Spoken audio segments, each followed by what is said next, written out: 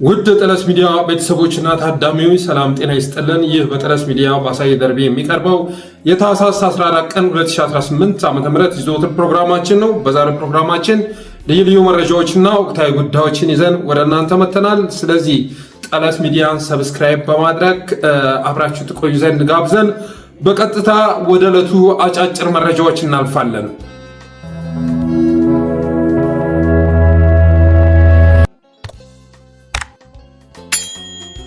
በቀወት ወረዳ የሚሊሻ አመራርና ሹፌር ላይ የግድያ ጥቃት መፈጸሙ ተነግሯል።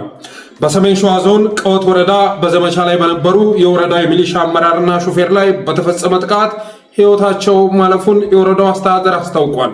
የወረዳው አስተዳደር በወጣው የሐዘን መግለጫ መሰረት የቀወት ወረዳ የሚሊሻ ጽሕፈት ቤት ኃላፊ አቶ መሐመድ ሰይድና የወረዳው ሰላምና ደህንነት ጽሕፈት ቤት ሹፌር አስቻለው ዘውዴ መገደላቸውን አስታውቋል። አስተዳደሩ በመግለጫው እንደጠቀሰው ጥቃቱን የፈጸሙት የክልሉን ሰላም የማይፈልጉና የውጭ ባዕዳንን አገር የማፍረስ ተልዕኮ የተቀበሉ አሸባሪ ኃይሎች ናቸው በማለት ምሬቱን ገልጿል።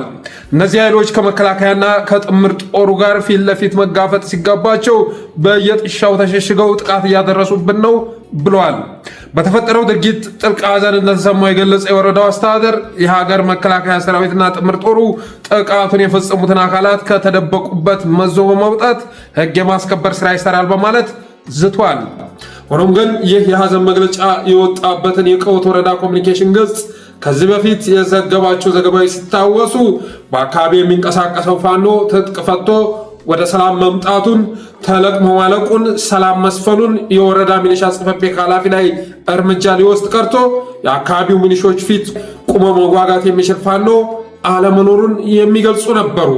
ሆኖም ግን ጠፍቷል የተባለው ፋኖ በቀን 13 4ኛው ወር 2018 ዓመተ ምህረት በወሰደው እርምጃ ከቀወት ወረዳ ሚሊሻ ጽሕፈት ቤት ኃላፊና ሹፌር ጋር ቁጥራቸው በውል ያልታወቁ አጃቢዎችን ጭምር መደምሰሱ ተሰምቷል።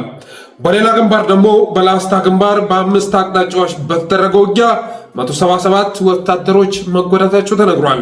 በላስታ ግንባር በፋኖ ኃይሎችና በመንግስት ጦር መካከል በአምስት ልዩ ልዩ አቅጣጫዎች ለረጅም ሰዓታት የዘለቀ ከባድ ውጊያ መደረጉ ተገልጿል። በተደረገው በዚህ ትንቅንቅም 177 የመንግስት ወታደሮች ሙትና ቁስለኛ መሆናቸውን ከአካባቢው የተገኘው መረጃ ያመለክታል። በተለይም በድፍቆ አቅጣጫ የተጨመረው ውጊያ እስከ ምሽት ድረስ የዘለቀ ሲሆን የፋኖ አባላት ከመደበኛ የክላሽ መሳሪያ ውጊያ ባለፈ እስከ ሳንጃ ትንቅንቅ የደረሰ የፊት ለፊት ፊልማ ማድረጋቸውም ተሰምቷል። በዚህ መጠነ ሰፊ ውጊያ የደረሰውን የሰው ኃይል ጉዳት አስመልክቶ ከአገዛዙ የተሰጠ መግለጫ ባይኖርም በአካባቢ ያለው ውጥረት አሁንም እንደቀጠለ መሆኑን የደረሰ መረጃ ያመለክታል።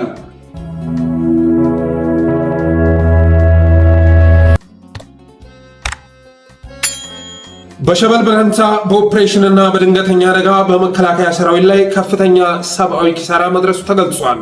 በቀን ታህሳስ 13 2018 ዓ.ም አመሻሽ ላይ በምስራቅ ጎጃም ዞን ሸበል በረንታ ወረዳ ውስጥ በሚንቀሳቀሰው የመንግስት ሰራዊት ላይ በደረሰ ጥቃት ተሽከርካሪ በመገልበጡ ምክንያት የ14 የአገዛዙ ሰራዊት አባላት ሕይወት ማለፉና በርካቶች መቁሰላቸው ታውቋል። የአካባቢው ምንጮች እንደገለጹት የአፓ ኮስተር በላይ ዘለቀ ልጆች ከአንድ ቀን በፊት በሸበል በረንታ አካባቢ በወሰዱት የደፈጣ ጥቃት በሰራዊቱ ላይ ከፍተኛ ጉዳት አድርሰዋል። ይህንን ጥቃት ተከትሎ ሕይወቱን ያጣ አመራራቸውን ሲቀብሩ የዋሉ የአገዛዝ ሰራዊት አባላት አመሻሹን ሲቪል ተሽከርካሪ አስገድደው መያዝ ለመንቀሳቀስ ሲሞክሩ ያልታሰበ አደጋ አጋጥሟቸዋል።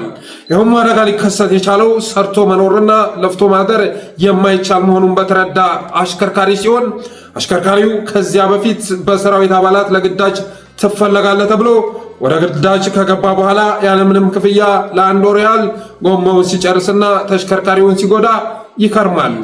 እናም ያንኑ ግዳጁን በጨረሰ ሳምንት የተጎዳ ተሽከርካሪውን አስጠግኖ ዘይትና ጎማ ቀይሮ ብሎም ነዳጅ ሞልቶ እገታና ዘረፋ በተንሰራፋበት ብሎም መንግስት በሌለበት መንገድ ላይ የመጣ ይምጣ በሚል ውሳኔ ለስራ እየወጣ ባለበት ሰዓት ከቀናት በፊት ፋኖ በወሰደው ኦፕሬሽን የተገደሉ አመራሮቻቸውን ሲቀብሩ የዋሉ የሰራዊት አባላት መንገድ ላይ ይጠብቁታል። መኪናውን ካስቆሙት በኋላም ቀይ ኋላ ዞር የሚል ትዕዛዝ የተሰጠው አሽከርካሪ በግዳጅ ተይዤ ከተለቀቁ ገና ሳምንት ስላልሞላኝ ብሎም አስቸኳይ ስራ ስላለብኝ እባካችሁ እለፉኝ በማለት ይለምናቸዋል። አገዛዙ የሰራዊት አባላት ግን ልመናውን እንደ ንቀትና ድፍረት በመቁጠር በቃሪያ ጥፊና በጫማ ጥፊ አጠናግረው ንዳ ወደ ተባልክበት አቅጣጫ ዝም ብለህ ንዳ፣ ከዚያ በኋላ ለዚህ ድፍረትህ በአንተም ላይ ሆነ በመኪና ላይ የምናሳልፈውን እርምጃ እናሳያለን በማለት ይዝቱበታል። እንደ መረጃው ከሆነ በግዳጅ እንዲጭን የተገደደው አሽከርካሪ በአገዛዙ አረመናዊ ድርጊት ከተንገፈገፉ ብሎም ሰርቶ ማደር የማይቻል መሆኑን ከተረዱ አሽከርካሪዎች አንዱ በመሆኑ የተነሳ ከአገዛዙ ሰራዊት ካምፕ ሲደርስ መኪናን አቁምና እዚያ ባዶ ክፍል ውስጥ ገብተህ ጠብቀን የሚል እስርና ድብደባ እንደሚጠብቀው ይረዳል። እናም ከመዳረሻ ስፍራው ከመድረሱ በፊት ድንገተኛ ውሳኔ ያሳልፍና ገደላማ ቦታ ላይ ሲደርስ በተሳፋሪዎች በኩል መኪናውን ቁልቁል ለቀውት ከመኪናው ዘሎ በመውጣት ያለምንም ጉዳት ማምለጡ የታወቀ ሲሆን ከመኪናው ውስጥ የነበረው የአገዛዙ የሰራዊት አባላት ግን ለከፋ ጉዳት መዳረጋቸው ተሰምቷል። በክስተቱ የደረሰውን ጉዳት አስመልክቶ በወጣው መረጃም 12 የሰራዊቱ አባላት ወዲያውኑ ሕይወታቸው ሲያልፍ አንድ የሞርተር ተኳሽና ሌላ የሰራዊት አባላት ደግሞ ወደ ሆስፒታል ከተወሰዱ በኋላ ሕይወታቸው ማለፉን ከስፍራው የተገኘው መረጃ ያመለክታል። ከ17 በላይ የሚሆኑ የሰራዊቱ አባላትም ቀላልና ከባድ ጉዳት ደርሶባቸዋል። ይህም የህብረተሰቡ ምሬት ከፍተኛ ደረጃ መድረሱንና አገዛዙ ከመጠን በላይ መጠላቱን የገለጸ ክስተት በሰራዊቱ ውስጥ ከፍተኛ መደናገጥን መፍጠሩ ታውቋል።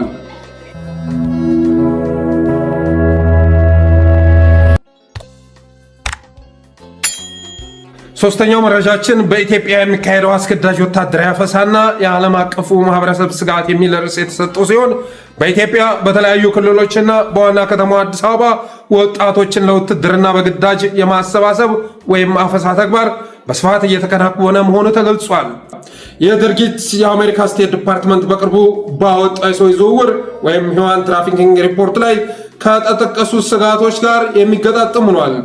የአሜሪካ ስቴት ዲፓርትመንት በዓመታዊ ሪፖርቱ እድሜያቸው ለውትድርና ያልደረሱ ህፃናትን ለውትድርና በግዳጅ የማፈስ ተግባር ማስፋፋቱንና ኢትዮጵያ በግጭቶች ምክንያት ለሰዎች ዝውውርና ለግዳጅ ስራ ወይም ፎርስድ ሌበር ተጋላጭነቷ መጨመሩን መጥቀሱ ይታወቃል።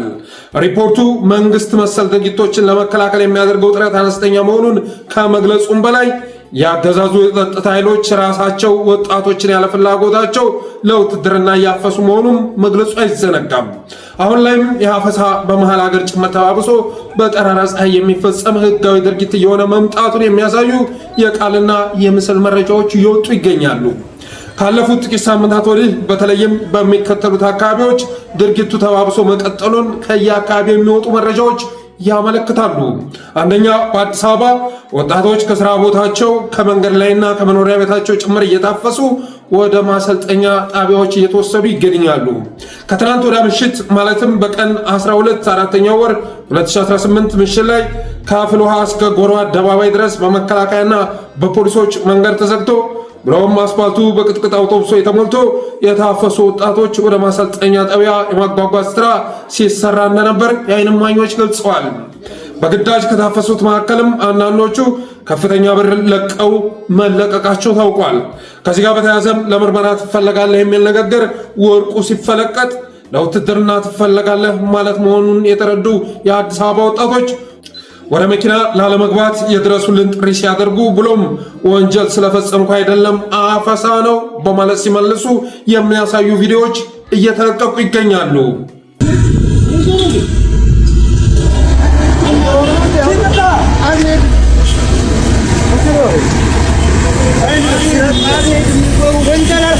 ወንጀል አልሰራሁም፣ አፈሳ ነው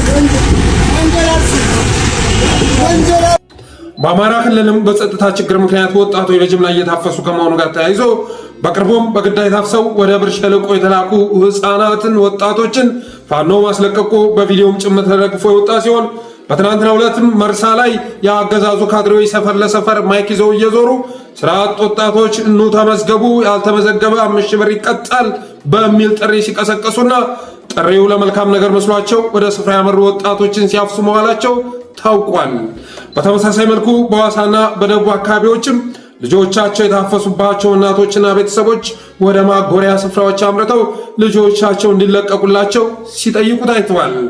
የሰብአዊ መብት ተሟጋቾች እንደሚገልጹት አንድ ግለሰብ ያለፍላጎቱ ለጦርነት መመልመል ዓለም አቀፍ የሰብአዊ መብት ድንጋጌዎችን የሚጥስና በስቴት ዲፓርትመንት ሪፖርት ላይ እንደተጠቀሰው ዘመናዊ የባርነት አይነት ተደርጎ የሚወሰድ ተግባር መሆኑ ይታወቃል።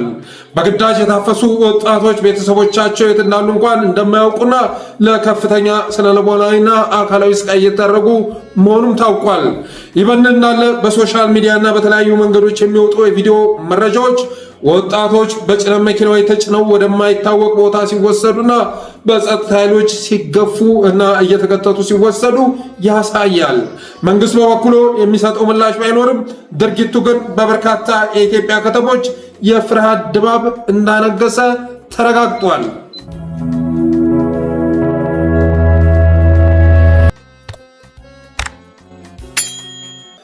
የኢትዮጵያ ብሔራዊ ምርጫ ቦርድ ስለ 7ኛው ሀገር አቀፍ ምርጫ አስቻይ ሁኔታዎች ላይ ከመንግስት አካላት ጋር በተደረገ ውይይት አቋሙንና ምክረ ሀሳብ ማስቀመጡን እናት ፓርቲ አስታወቀ። በፕሮግራሙ መንግስትን በመወከል አቶ አደም ፋራህ የተገኘ ሲሆን የቦርዱ ኃላፊዎችም ገለጻና ማብራሪያ ሰጥተዋል። እናት ፓርቲን በመወከል የተገኘው አቶ ጌትነት ወርቁም በተሰጠው 3 ደቂቃ የሚከተለው ምክረ ሀሳብ አቅርቧል። አንድ የምርጫ አስቻይነትን ስንናገር በሀገራችን ያሉ የጸጥታ ችግሮችና ጦርነቶች ወጥቶ መግባት እንኳን ብርቅ የሆነ ምርጫን የቅንጦት እያደረጉት ነው። በአማራ፣ ኦሮሚያ፣ ቤኒሻንጉልና በቅርቡ ደግሞ በጋምቤላ እየተካሄዱ ያሉ ጦርነቶች አውዳሚነት፣ በቅርቡ በትግራይ እየታየ ያለው ሁኔታ አስፈሪነት ጠቅሰው ጦርነቶች በአስቸኳይ በተኩስ አቁም በዘላቂነት ደግሞ በድርድርና በሰጥቶ መቀበል እንዲፈቱ የጠየቁ ሲሆን አያይዘው ከቦታ ቦታ ለመንቀሳቀስ ላልቻለ ህዝብ በቡድን የተደፈረች ሴት በድሮን የሚገደል ህዝብ መሃል ገብቶ ስለ ምርጫ ለማውራት ምን ሞራል ይኖረናል በሚል አንስተዋል። ሁለተኛ የታሰሩ የፖለቲካ እስረኞች እንዲፈቱ አበክረው የጠየቁ ሲሆን መንግስት በዘመነ ኢህአዴግ እንኳን ሲደረግ እንደነበረው በይቅርታ እንዲፈታቸው ጠይቀዋል። ሶስተኛ የተቋማት ገለልተኝነት፣ የጸጥታ ተቋማት፣ ፍትህ ተቋማትና በተለይ ሚዲያው ነባራዊ ሁኔታ እጅግ አሳሳቢ መሆኑን ጠቅሰው ይህም በፍጥነት እንዲስተካከል አበክረው ጠይቀዋል። 4 በመጨረሻም አሁን ኢትዮጵያ ባለችበት ሁኔታ ብልጽግና እንዳለፈው ኢህአዴግ በጠቅላይነት ምርጫን ሚሊዮን ብሮችን እያባከነ ቀጥላለሁ ቢል በሀገር ቀጣይነት ላይ መቆመር መሆኑንና እንደ የመንና ሶሪያ የማድረግ ጉዞ እንደሆነ ተረድቶ ወደ እውነተኛ መፍትሄ ብቻ እንዲመጣ አበክረው ተናግረዋል።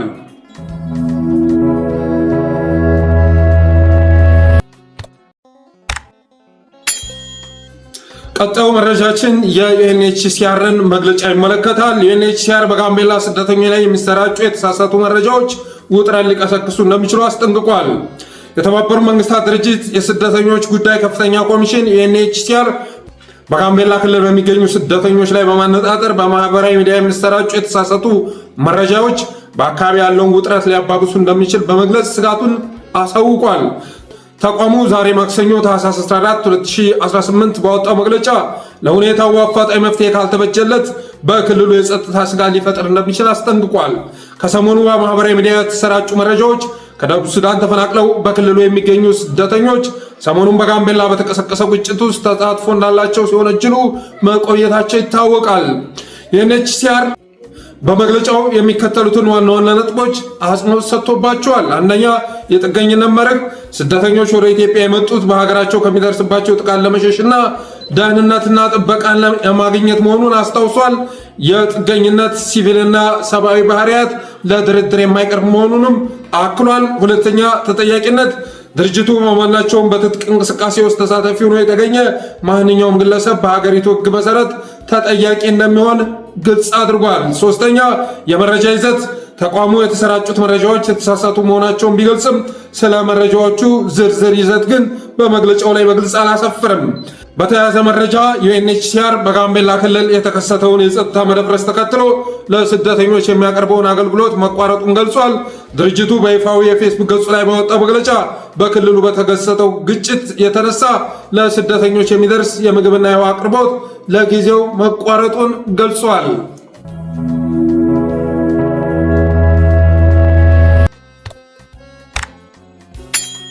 ውድ ታዳሚዎቻችን የመረጃ ፕሮግራማችን እንደወደዳችሁ ተስፋ እናደርጋለን። በቀጣይነትም ትንታኔ ብቻ ከማቅረብ ይልቅ እንደዚህ አጫጭር መረጃዎችን በእነሱ ጀምረን ዕለቱ ሲታወስ ኪናዊ ማስታወሻ፣ መረጃ፣ ትዝታ፣ የዕለቱ መልእክትና የመሳሰሉ ኮንቴንቶችን ይዘን ለመምጣት ሰፊ ስራ እየሰራ መሆኑን መግለጽ እንወዳለን። እናም ወደ ቀጣዩ ርዕስ ከመሸጋገራችን በፊት እንደ መዝናኛ እስኪ አንድ ቪዲዮ ጋብዣችሁ ልመለስ።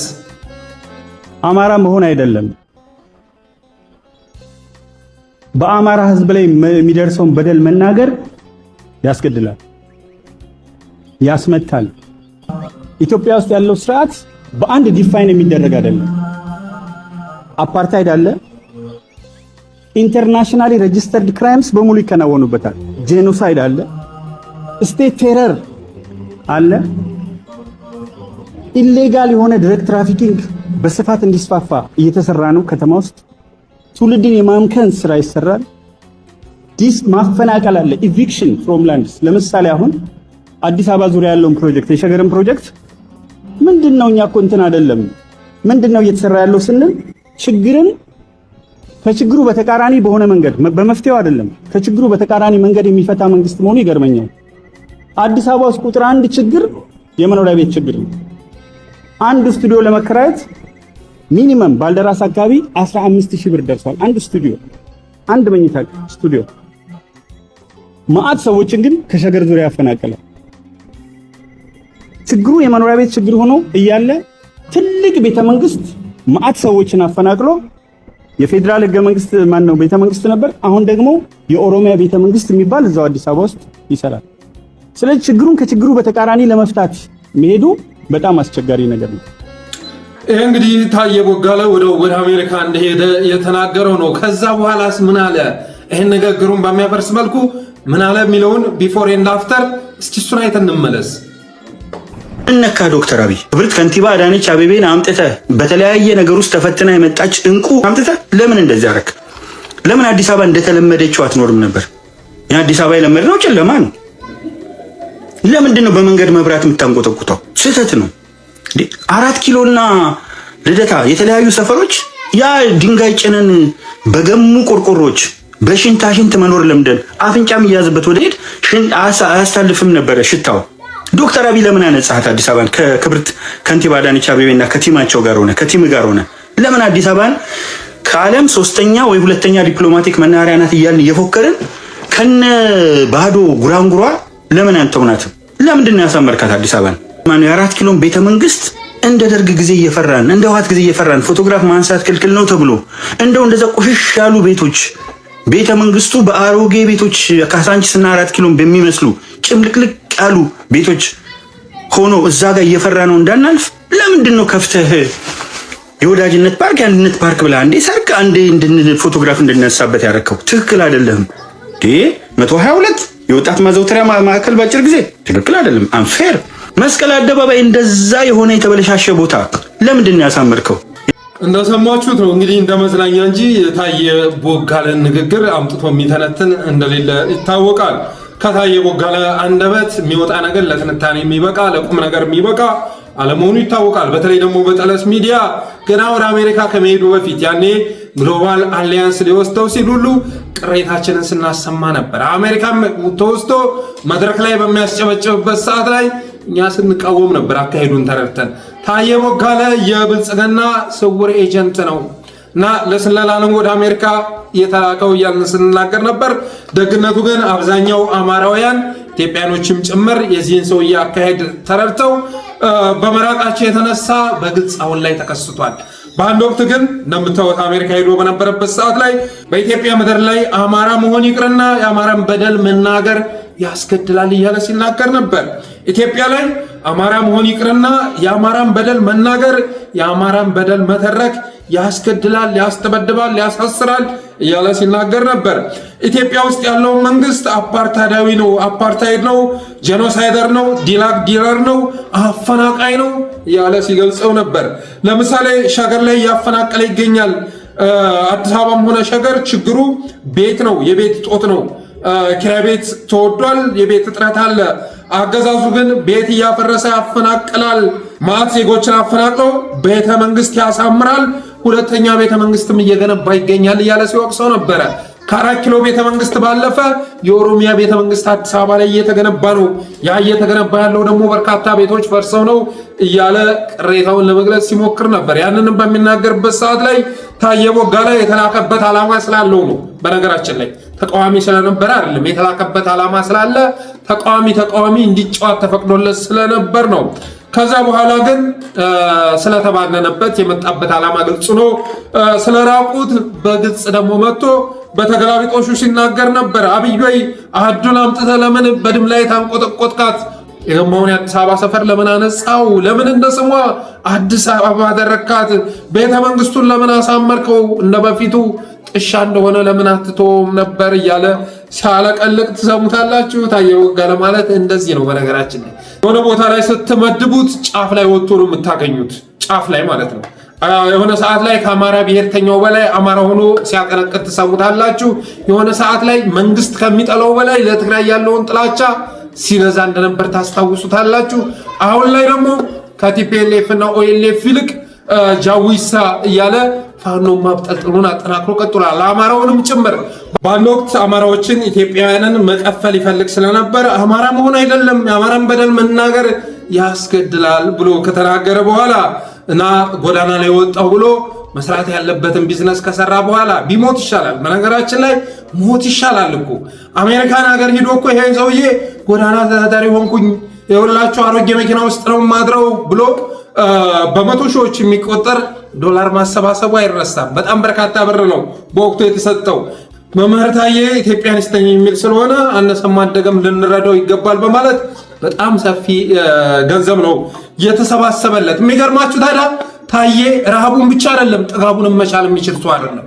ወዳውኑ እንደገና 2 መኪና ላይቭ ገብቶ ሪከርድ እያደረገ ይሄን መኪና የኔ ነው እያለ እርዳታ የረዱት ሰዎች ላይ ሲዝትና እነሱን ሲያንቋሽሽ ነው የተሰማው። ታዬ ረሃቡን አይደለም ጥጋቡን መቻል የሚችል ሰው አይደለም። ጥላቻውም ፍቅሩም ሁሉም ነገር ገደብ የለሽ ነው ማለት ይቻላል። ከዛ በኋላ ያቺን ቢዝነስ ከሰራ በኋላ ግን ተገልብጦ ደግሞ የአማራ ሕዝብ ምንም የትግል ጥያቄ እንደሌለው በመናገር ላይ ይገኛል። በተረፈ የታየ ቦጋለን ንግግር አምጥቶ ማቅረብ ያስፈልገው እንደ መዝናኛ እንዲሆነን ነው። ይሄ ነገር ተጠናክሮ የሚቀጥል ነው። ቢፎር ኤንድ አፍተር ኤርሚያስ ለገሰ፣ ሌሎችንም አብይ አህመድ የብልጽግና ካድሬዎች ትናንት ምን ተናገሩ፣ ዛሬስ ምን አወሩ፣ ትናንትና ምን ቃል ገብተው ነበር፣ ዛሬ ምን ፈጸሙ በሚለው ጉዳይ ላይ ያሉን መረጃዎች የምናቀርብ ይሆናል።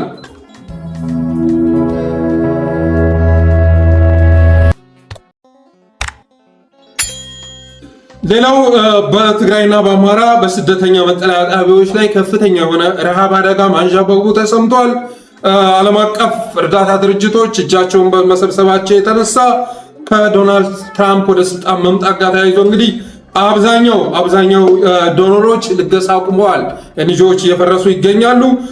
በዚህም የተነሳ በስደተኛ መጠለያ ጣቢያዎች ላይ የረሃብ አደጋ ማንዣበቡ ተሰምቷል። በደብረ ብርሃን፣ በሕጻጽ፣ በመቀሌ፣ ሽሬ፣ አድግራት፣ አክሱም፣ ደሴ፣ ኮምቦልቻ፣ ጃዊ፣ መተከል፣ ናዝሬት፣ ደብረዘይት በሁሉም የሀገር ውስጥ ተፈናቃዮች ባሉባቸው አካባቢዎች የረሃብ አደጋ ማንዣበቡ ተሰምቷል።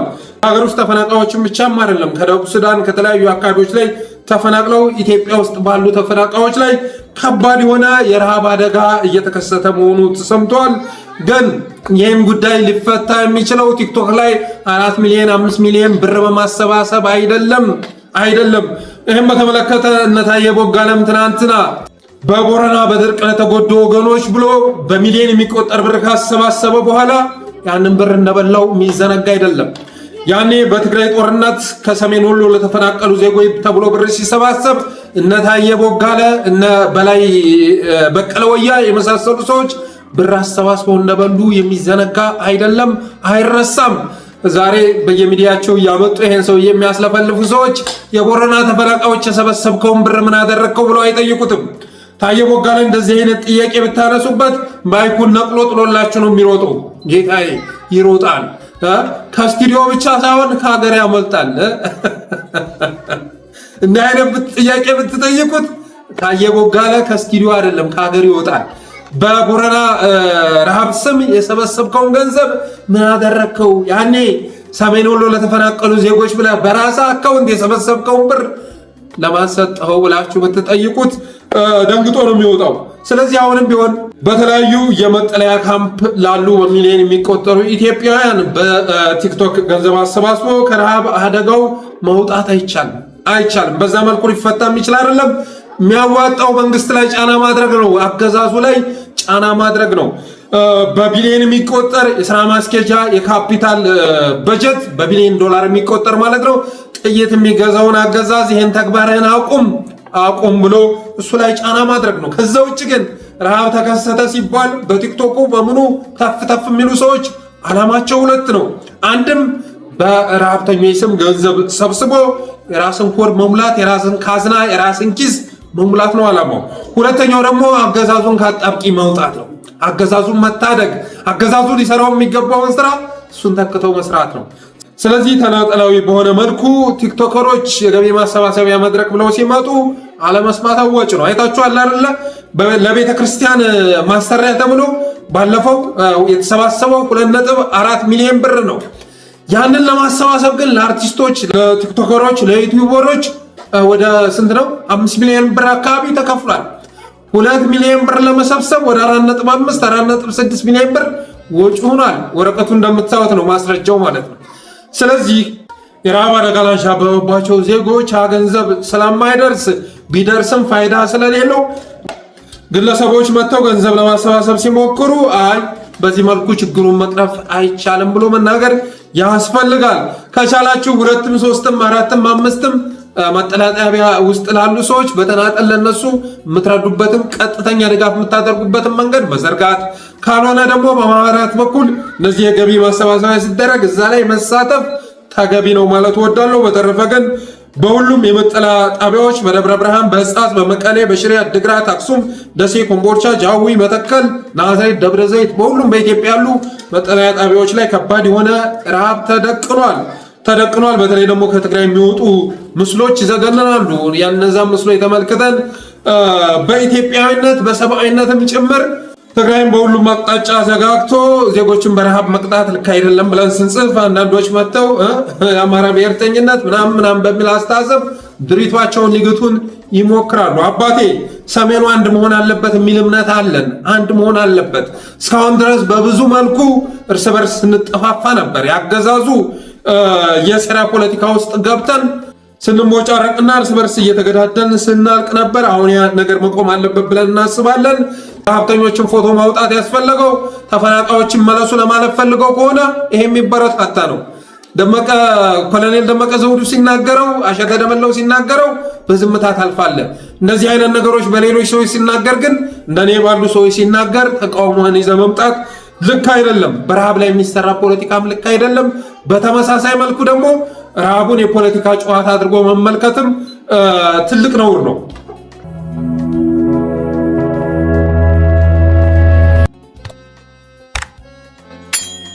ሌላው ኤንቢሲን ይመለከታል። ኤንቢሲ የሚባል ሚዲያ እንግዲህ በተደጋጋሚ በጠለስ ሚዲያ ስንተች ነበር። በረከት በላይነህን ታስታውሳላችሁ።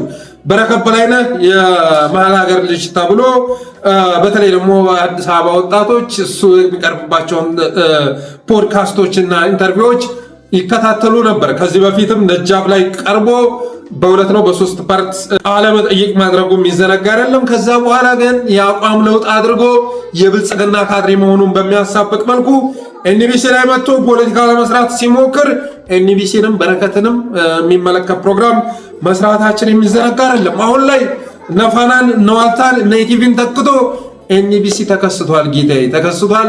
ብዙ መረጃዎች እየወጡ ይገኛሉ። የአማራ ሚዲያዎችም እየተነተኑት ይገኛሉ። በነገራችን ላይ ኤንቢሲ በተለይ ደግሞ ብሩክ የሚያቀርባቸውን እንግዶች ስትመለከቱ በረከት በላይነህ፣ ሄኖክ ስዩም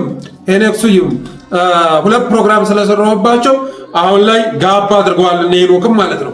ከዛ ውጭ ግን ከአባይ ግድብ ጋር ተያይዞ መጥተው የሆኑ ሰዎች ፖለቲካ ለመስራት ሲሞክሩ ነበረ።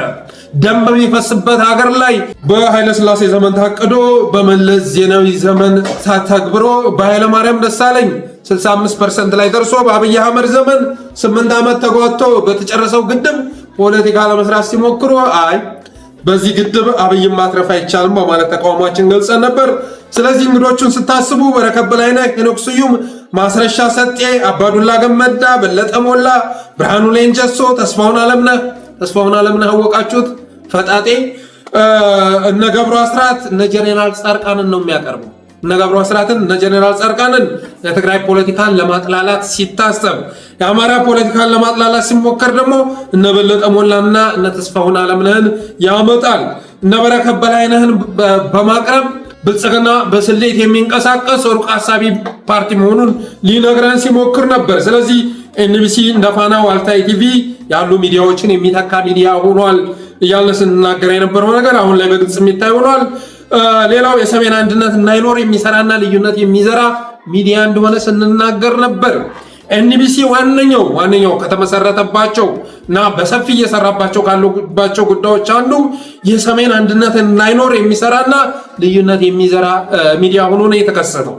በዋናነት እየሰራ ያለው የሰሜን አንድነት እንዳይኖርና ልዩነት እንዲፈጠር ነው እየሰራ የሚገኘው። ሌላው ጥቁር አማራዎችን በመጠቀም የአማራን ትግል ያንቋሽሻል። ገባሪ ተጋሮዎችን በመጠቀም ጸረ ትግራይ ፕሮፓጋንዳ ይነዛል። ጻድቃንን ገብሩ አስራትን በመጠቀም ትግራይ ላይ ያለውን ፖለቲካል ኤሊት ለመምታት ጥረት ያደርጋል። የኦህዴድንና የአብይን አሸናፊነት ለማረጋገጥ ነው የሚሰራው። እንደ በረከት በላይነህ ያሉ ሁሉን አዋቂ ነን የሚሉ የሴራ ፖለቲካ ተንታኞችን በማቅረብ አገዛዙን ለማግዘፍ ይሞክራል። በነገራችን ላይ በረከት በላይነህ ለጠለስ ሚዲያ የደረሰው መረጃ የሚያመለክተው በአብይ የመደመር መጽሐፍ ላይ በዋናነት ፓርቲሲፔት ከሚያደርጉ ጸሐፊያን መካከል አንዱ ሰው መሆኑን ሰምተናል። ሌላው በአማራ ተወላጆች ስፖንሰር የሚደረግ መሆኑ ታውቋል። ይሄ ሚዲያ የሚገርመው ነገር ጸረ አማራ ፕሮፓጋንዳ የሚነዛ መሆኑ አይደለም። አሁን ላይ ደግሞ በየጊዜው የሚያቀርባቸውን እንግዶች የሚያቀርባቸውን ፕሮግራሞች ስትመለከቱ የመጨረሻ ጸረ አማራ ሚዲያ መሆኑን ትረዳላችሁ። ኦኤምኤን አማሪክ ቨርዥን መሆኑን ትረዳላችሁ። ስለዚህ ይህን ሚዲያ ደግሞ የሚደግፈው የአማራ ተወላጆች መሆናቸው ተሰምቷል፣ በዝርዝር ወጥቷል። ይህም በተመለከተ ይሄ ነው የሸበሉ ያወጣው መረጃ ልታዩት ትችላላችሁ። የሚገርመው ነገር በአማራ ተወላጆች ስፖንሰር እየተደረገ የቦርድ አመራሮቹም አማራ ተወላጆች ናቸው። በአማራ ገንዘብ እየተደገፈ የአማራን ሕዝብ ለማጥፋት ደፋ ቀና ከሚሉ ሚዲያዎች መካከል አንዱ ኤንቢሲ መሆኑ አሁን ላይ በግልጽ ታይቷል ማለት ወዳለሁኝ። በተረፈ ዛሬው ዕለት እናረጋ ከበደ ዱር ቤቴ ከተማ ላይ የጠሩት ስብሰባ በሞርታር ጥቃት መበታተኑ ተሰምቷል። ዛሬ አረጋ ከበደ ዱር ቤቴ ላይ ስብሰባ እየጠራ ባለበት ሰዓት ላይ ስብሰባ ጠርቶ አዳራሽ ውስጥ ሊገባ ባለበት ሰዓት ላይ የሞርታር ጥቃት በመፈጸሙ የተነሳ ስብሰባው ተቋርጦ አረጋ ከበደም ፈርጥጦ ወደ ባህር ዳር መመለሱ ተሰምቷል። በተረፈ ለዛሬ ያለን ፕሮግራም ይህን ይመስል ነበር። አብራችሁ ስለቆያችሁ እናመሰግናለን። የጠለስ ሚዲያ ሜምበር በመሆን ስገሮችን ማበርከት ዝግጅታችንን ላይክ፣ ሼር ያደረጋችሁ ሌሎች በማጋራት ሚዲያችንን አበረታቱ ብለን የዛሬ ዝግጅታችንን ቋጨን። ክበሩልን።